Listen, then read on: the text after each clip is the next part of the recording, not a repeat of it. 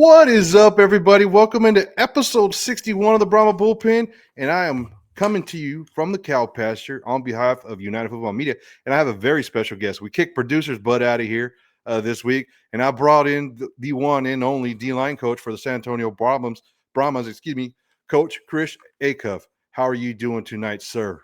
Man, I'm doing great. I'm sure it's a lot better down there than it is up here in New York right now. So I'm Oh, ready man, to yeah. come to Texas. Okay, It's 85 degrees and sunny down here, man. I'll tell you what. it's sleeting and snowing here today Oh still. my goodness. I don't know why. I just assumed you guys were already making your way to Arlington, but that's probably a couple weeks down the road for a training camp, huh?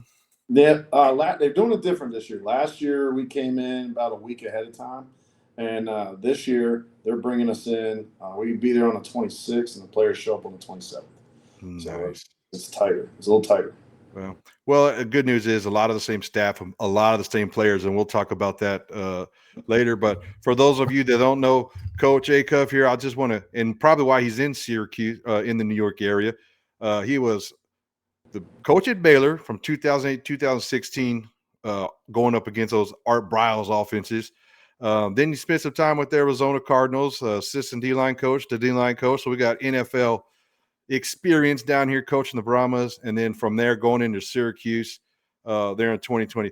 One thing that 2020, 2022 up there in Syracuse, one thing that's a beautiful stat that I want to share with everybody.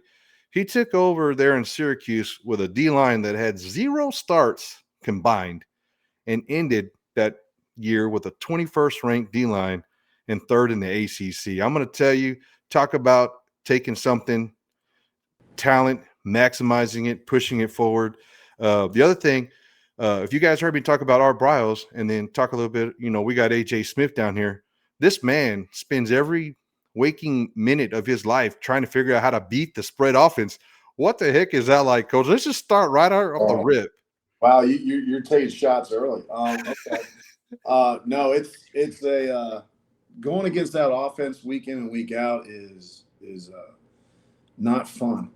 It's for D linemen because they got to run to the, you're preaching your players. You got to run to the ball. You got to get fast to the ball. You got to finish the plays. And by the time the whistle blows, you turn around. The ball's already been set. The offensive line's on the line. They got a new set of wide receivers, and you got to go back to the ball. It makes you be in shape. I know that. But what they used to do offensively when we were there was very unique, and it prepared us for the rest of the conference. And when we started playing really good, when Phil Bennett came into town and we started playing some quarters and cover three, and we started maximizing our talent a little bit better and putting ourselves in better positions and changing how we did things within the front. And I'm talking about the front seven. We really started to play against it really, really, really well. So, but like I was telling you earlier, man, it was feast or famine, man. It was 30 seconds, we scored a touchdown, and 30 seconds, we punted. So there wasn't a whole lot of time to figure out what was going on in defense. You had to get busy quick.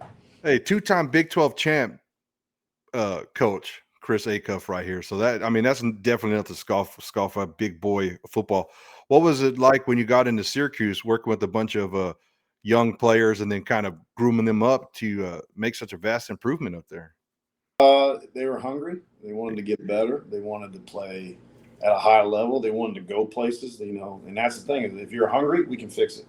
If you love football, if you crave knowledge of football, and I'm just not talking about, the drills and pass rushing, but understanding the game and how to play it. Why you rush this way, why we do these calls, why do you put yourselves in these? We put these calls to put you in these positions to make this play and understand the why behind it. And when you get guys like that, it can take off. It really, really does. It takes off. Man, that's awesome. So we're going to dig into a little bit of that later. I got a specific question on one of my favorite defensive schemes and concept, but we'll get into that as soon as we can. The coaching Jones there for the Cardinals in his all-pro season, what was that like to watch someone basically just dominate in the NFL, like the best league on the planet? Oh, he's very special, and he's very unorthodox in what he does, and everyone says, "Oh, you got the coach." I said, I didn't do too much. I just helped point him in the right direction, and because he's very, very talented young man. And that was the cool thing is when I came to Syracuse, he was like ecstatic that I got a job at Syracuse. That's his alma mater. Yeah. And but the things that we did for him was just tweak a thing here, tweak a thing there, and everything he want to know is how are they going to do their protections. Every week says, what's the protection plan? How are they going to protect? Who do they protect that's like me? How can I get to the quarterback faster? And it was the coolest thing about coaching him, and then the rest of the guys in that room too, which was really cool. And it's the same thing I have here last year with San Antonio, was guys come in ready to learn. They already got questions in their heads. They've already been watching film. They already have an idea of what they're going to see and how they've played, so that we can keep moving forward. Everyone asks, well, what's it like coaching those guys? Is it, being in a professional league, what's the benefits? And the first thing everyone wants to say is the recruiting, right? You don't have to recruit. Well, yeah, that's true. You don't have to recruit, but the part that I really enjoy is the professionalism that comes with it. They crave knowledge, and if you can give them knowledge and you can show them the way to do it better and continue to help them grow and help them get where they want to go, they're all in. And we had some really talented guys last year, and then taking that crew and helping them get where they want to be, because a lot of them were coming from different defenses. So a lot of them were two gappers and stuff, and we just wanted to attack and get across the line of scrimmage, and getting them to do that and change their mentality and get back to the way some of them used to be. So like Teron Vincent, he's an Ohio State guy, and that's where I started learning my D-line play from Larry Johnson, who's there, and I was a GA for him, and that's kind of where it took off. And so it was to get him to play the way I knew he was taught to play, and see him do that was exciting. To watch those guys do that. It's still my biggest thrill in coaching is still watching guys doing what we're teaching them to and watching them excel and get better. My funnest part is watching them play on Fridays, Saturdays, or Sundays, whatever day we play this week. I don't know. Whenever we're playing this season, we got all different days playing. It's going to be like a match. I'm shit. I can't believe we're not playing on Tuesdays. Yeah, we got some Fridays, some Saturdays, some Sunday. I'm happy in any day. They all have their pros and cons. Fridays, you can get off work, go to the game, and then go bar hopping. Sunday or Saturday, you can get drunk before the game. Where that's a fan's perspective of it. So we're good. We just want football. A lot of it, you're talking about teaching, and I think motivation is a big thing too, especially getting these guys fired up. And I'm going to ask you about your slogan. You're always talking about going on the hunt, be on the hunt. You gotta hunt. I mean, I'll read some of your social media posts about hunting, and I get fired up. And I'm not, I'm just some dude in a cow pasture. So where's that come from? How did you tag onto that? That's a really good question. It just kind of. I think I heard it someplace before, and it kind of stuck with me. And the big deal was, I know exactly where it came from. We started talking about that when I was at Baylor, and our strength coach, Kaz Kazadi, who's now at TCU, he came out with these shirts, and I think it was our second year, third year we were there, and it says, "Hunter be hunted." And I loved it. And that was the D-line, because each position group got a T-shirt. And that was the T-shirt for the D-line, hunt or be hunted. And I kept it forever. I said, that is freaking awesome. Yeah. I love it. Because that's exactly what we do up front. We're hunting. We're hunting the ball carrier. We're hunting the quarterback. We're hunting the end of play. We're hunting the end of the series. I want us to be on the last play of the game. I want us to be out in there ending the game. Because to me, then we're in control. We control the end of the game. If we go out and we know we stop them, the game's over. That's how I want it to be. And it's an attitude, and it's a culture that you have to create. And part of that goes with the thing is fast feet, violent hands. We talk about that all the time, and that is, it's my philosophy in a nutshell. And everyone's, well, what's your philosophy? And then everyone has these big, long-winded deals, right? Real simple: fast feet, violent hands. That's it. If you can play like that and understand the details of your position and the knowledge of the calls that we're going to give you, you're great. You'll be fine. I'm writing that down. Fast feet, violent hands. That I could tell you from a fan's perspective that exuberance and that thought process you just described to us is palatable from the stands, man. We can tell that our defense is out there hungry, just looking to hit somebody. Love it. Thank you so much for sharing that with us. I wanted to talk about what it's like working for Coach Phillips and Will Reed as your defensive coordinator. And I kind of put a little joke. I kind of prepped you for this, and you didn't tell me not to ask it this way. So I'm going to throw it in there. is that basically like having two defensive coordinators to answer to on a daily basis? I'm going to tell you what it is, but it's also Coach Phillips.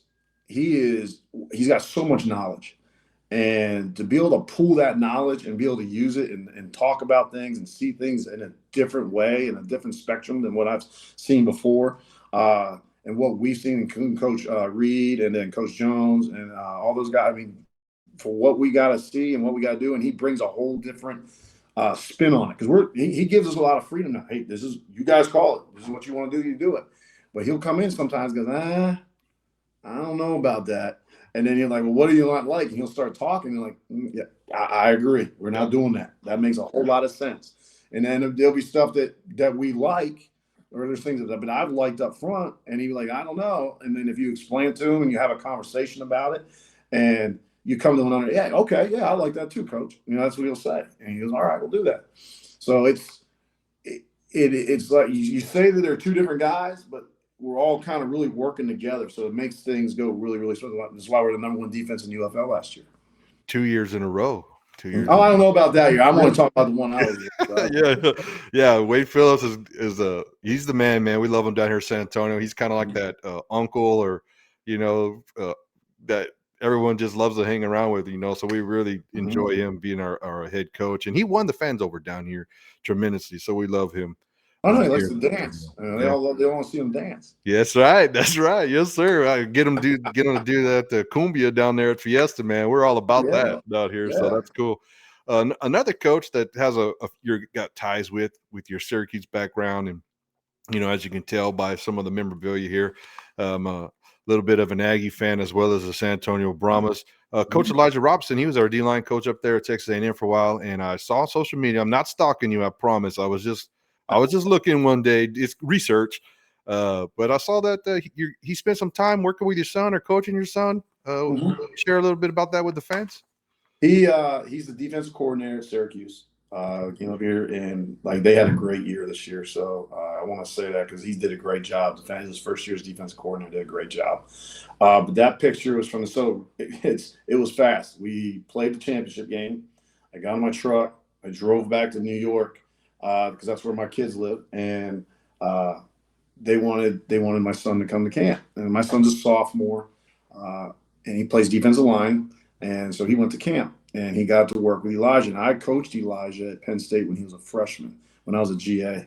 So I've known Elijah for a long, long time. So, and he is one of the good ones. And I'm not just talking as a coach, because he's a really good coach too, but he's a great person. You talk about the salt of the earth and someone you want your kids to be coached by, and Elijah Robson's one of those guys. Yeah. I mean, I can tell you that, a lot of people get a little jaded when coaches leave. It's part of the business. But before that thing happened, everybody loved him up in College Station. I mean, he was like most liked guy there. Well, that's cool. Thanks for sharing that. Now I'm going to get into a little bit of the philosophy, and I basically have 2 reasons. One, I'm kind of a dummy, but I do love football with a passion. And I said, man, I'm going to have like this D-line expert here, and I'm going to ask about it, even if it sounds dumb. So I love the simulated pressure look where there's some D lineman standing up, a linebacker's creeping over here, you're moving around, they're yelling stuff before the snap, they're jumping. It kind of went from what they used to call like a Fox blitz to these simulated pressures now. And I would love just to hear you talk about when you guys are getting into that type of defensive play call, what's your thought process and what's your priority? I read online by Google, obviously, so I'm dumb, but a lot of times you're really just trying to confuse the heck out of the quarterback and the O-lineman and make some good stuff happen. But from a coach's perspective, how about if you would educate a fan and everyone else watching this on your thoughts on that? Simulated pressures, I mean, you can use them to stop the run or rush the quarterback, passing downs. And yeah, you're right. You want to present the quarterback with different looks so that he just can't zero in and you can still bring pressure. So with a simulated pressure, it may look like we're bringing 5, but we're dropping the tackle, we're dropping the defensive end, we're bringing a linebacker, we're bringing a safety. And those guys are hiding it and bringing it. So now that the linemen, the same thing. So their protection scheme's jacked up and the quarterback doesn't see it coming. So when you really see a simulated pressure hits, because we've done a great job of disguising who we're going to bring. Mm-hmm. All right, and the other people are showing, and when they get out, and that other guy gets in there and hits his gap, or comes off the edge, that's when you have a lot of success. We use them to stop the run, but usually when we call them against the run game, it's kind of predetermined. You know where we're coming from because we don't want open seams. Mm-hmm. But when we start talking about in the passing game, it's like, yeah, we need to hide as long as we can so we can get that quarterback turn his back and we can go run through his middle of his back and rip his arm off. That's what we're trying. Oh man, rip his arm off. Oh man, we'll take the flag. It's okay. We'll take it. Take it off. I don't care. I'll take that penalty. I'm okay with that. Yeah. So what's your favorite? What's your favorite call? Like when you hear or when you know what's coming in and the Brahmas are lined up, they're playing whoever playing. What's the play that even you get excited for? The coach. Because us fans, we get excited when we see certain things. What's the one that gets you a little fired up? When they say 4-man rush. Okay, I love it, dude. I do a rush. Let our guys hunt. Let them go hunt. No, I'm selfish. I like to watch our guys go, and we're going to bring pressure. I really like weak side corner blitz. It's because we've had a lot of success in that, and you don't see it coming. If we disguise it right, you don't see it, and he's going to go knock somebody out. That corner coming off the edge. I really like those. I also like that. I'm waiting for that one because. Yeah.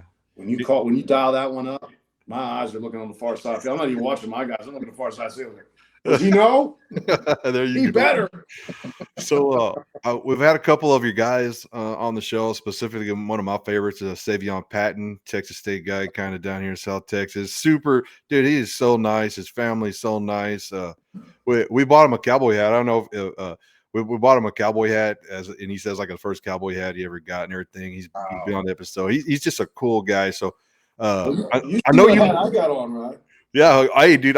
When you got on here and then you told me you're in New York, I'm like, man, that's representing way up there, dude. I don't know how well that's received. Well, I was born in Pennsylvania, and then like whenever I come home, everybody gets mad at me and they say, "You're not from here anymore." I say, "No, my draw's starting to pick up a little bit." There you go. Once I get south of the Mason-Dixon line, I've actually lived south of the Mason-Dixon line for a long time. So 10 years in Texas, 2 in Arizona, 3 in Tennessee, and then 1 in South Carolina. So a long time I spent south of that line. So, but no, yeah. Where's my cowboy hat? That's what I want. You know what? It's a done deal. It's a done deal. Don't even worry about it. I got you. Once a Brahma, always a Brahma. Down here in Texas, if anybody ever calls your Texas card into question, you send them my way. We'll take care of that. I've been called a damn Yankee now. I wasn't just now I'm a damn Yankee because I won't leave. I keep coming back. So that's what I've been told. So I was like, all right, that works. That's awesome. So a lot of your guys are coming back. Looking at the updated rosters that are being posted by UFL Communications, kind of keeping track on that. What's the biggest advantage now going into year 2? New same players, same scheme. I would say about 80% of the players for sure, maybe even a higher percentage are already slotted to come back.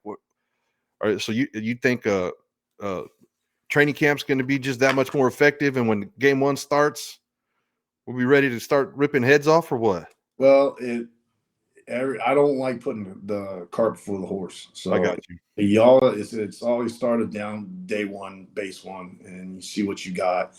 You see how it's going to change because you do have new guys. You bring new guys in. The old guys coming in from last year, the older guys. So you mentioned one of them, Savion Patton, and Teron Vincent, and you got Zach McLeod and Garrett Nelson and Prince Mealy's coming back. So they understand the culture that we created there. And, coaching last year with those guys was the most fun I've had coaching. Well, besides this past fall, I'll get into that in a minute. But it's the most fun I've had coaching in 6 years, 7 years. It was so much fun because the culture from day 1 was set with a standard, and they bought into it right away. And because they were hungry, they wanted to go someplace. They just didn't want to be done and go home and do a real job. They wanted to go to the NFL, and that's my job. And I told them, my job is to get you where you want to go. And in the meantime, while we're doing that, we're gonna have some fun and win some games. And took off from there. So I think you can see how we played up front. We were very, very violent. We were violent front. And it was fun to watch them play. We got some stud linebackers too. How much do you get to work with? How much do you get to work with them? Oh, I make sure I put my hands on them because if they put my hands on my guys, I make sure I let them don't touch my guys. Don't put your hands on me. I'm gonna put my hands on you, Jordan. I know Jordan from when he was a Baylor. I was a Baylor when he was a Baylor, Oh, man. and so I know Jordan very, very well. You He's a know. tackling machine, man. Oh That guy. yeah, I know Barnes. Barnes, I've known him because we recruited him when I was at Baylor, so I knew him. Savion Patton, I know Savion I've known Savion since he was a freshman in high school.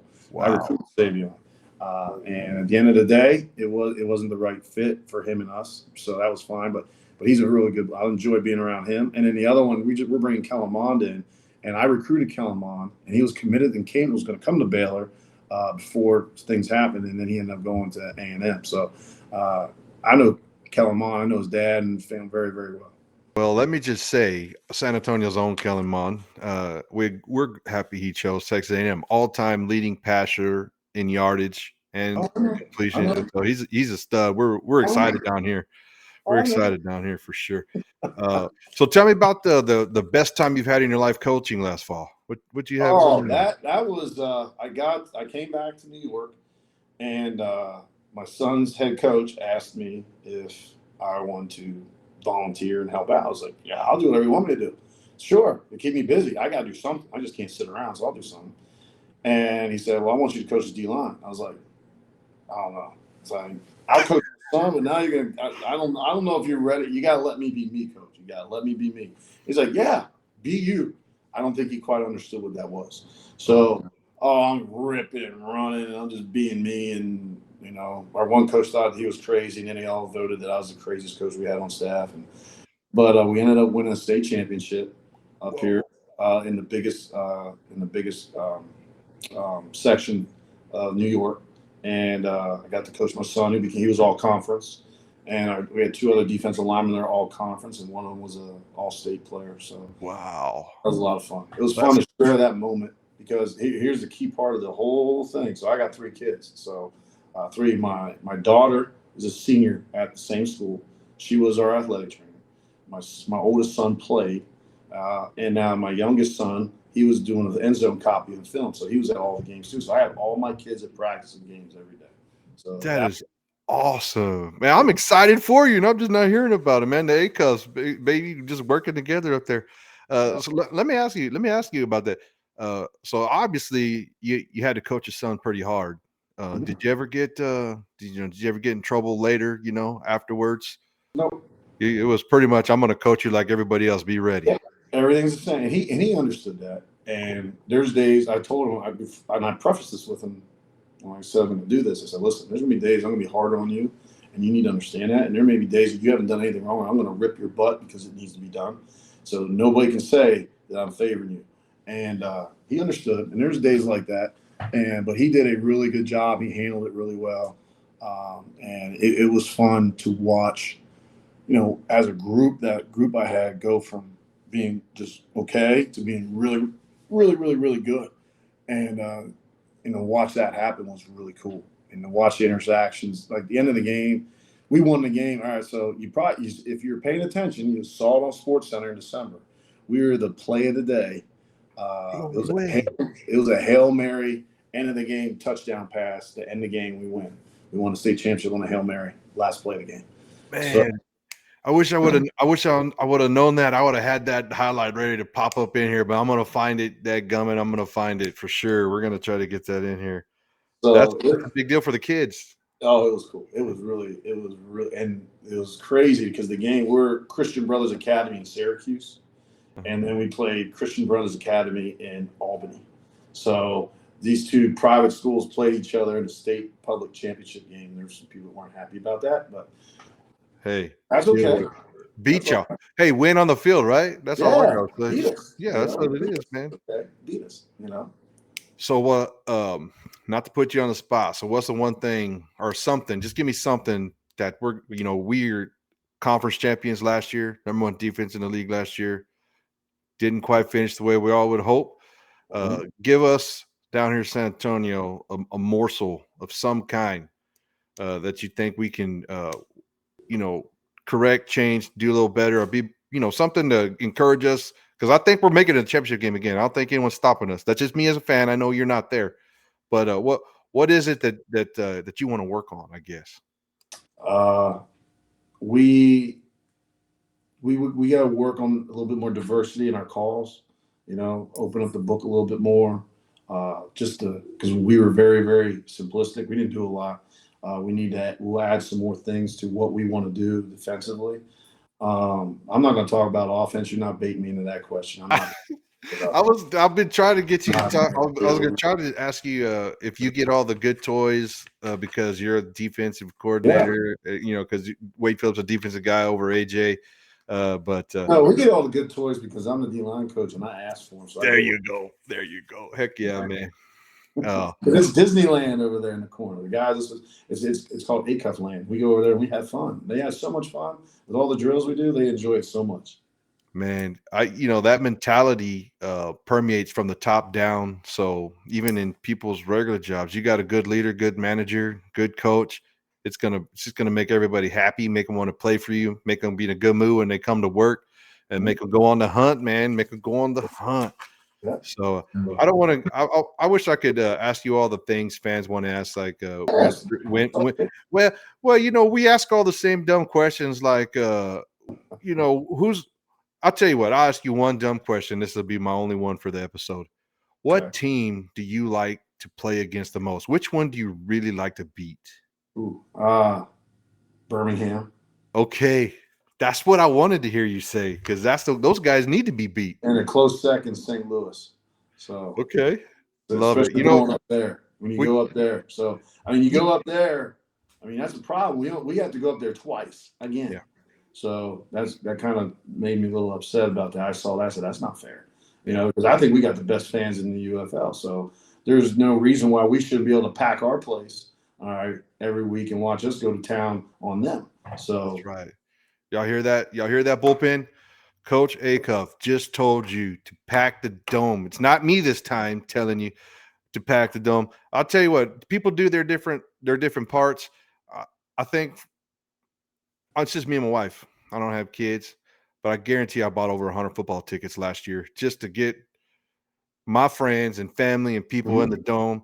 And I'm not bragging. I'm just saying, if everybody takes one friend to the game, it'll multiply and it'll grow.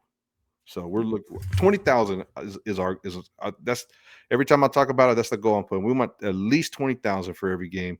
That way I think that's feasible because I know San Antonio loves football. I know they've been trying to get a team here for a long, long time. And I know at one point in time, I remember when they thought the Raiders were going to move here. Jeez. Yeah. And they always tease us. Yeah, I know it's a tease. They do it all the time. But you have one, you have a good one, and you've got a great guy leading this team, and you've got some really good players coming back. Our GM, Mark Lillibrid, he does a great job of giving us guys that we can use, that we can mold into what we want to do. He has brought, like, all those guys I had up front, they're not only are they really good players, they're really good people too. And you can see that when you talk to them and they're out in the public. Savion's one of them, and I'm excited to get back down there. Like I said, it's about 2.5 weeks. I'll be down and get ready to get with these guys and get ready to make another run. That's beautiful. There will be an authentic San Antonio made Texas Cowboy hat waiting for you when you get here. You kind of live up north, so I might have to just go all out, get you the felt, because for the winter, Yeah, okay. We don't get to wear them much down here. We wear straws most of the time, but we're going to take care of you, Coach. We really appreciate you being on the episode. We're going to go on the hunt. I'm going to prevent asking you any questions that might get you in any more trouble about AJ Smith's offense and what it's like picking on him in practice all the time. Hey, my goal is to shut him down every day. I love it. I tell my guys, hey, if they score a touchdown, we lost. All right. And there'll be consequences for losing. We'll figure that out the next day. I'll tell you, the fans, we hang out with a lot of the super fans, and we got our little groups down here. We all talk to each other. We're very confident if we score more than 20 points, we're going to win the game because you guys are just shutting people down, holding them to half their season average in many cases. It's just, if our offense scores 20, our defense is going to win. We're going to win. That's all there is to it. So that's kind of what we're going into the season. We know that you guys know that too. We're not breaking any news to you. Y'all see the numbers and what goes on. So I really appreciate you being here. I'm not sure what else to ask you. You got anything you want to say to the fans? We like to end it with a horns forward down here and down here in the cow pasture. You got anything you want to shout out to the fans when we close this thing out? Hey, guys, get ready. It's going to be another exciting season. You're going to see guys flying all over the field. AJ's going to open it up, and we're going to freaking get after it on defense. And like I said, every single snap, come watch us, man. Come see us.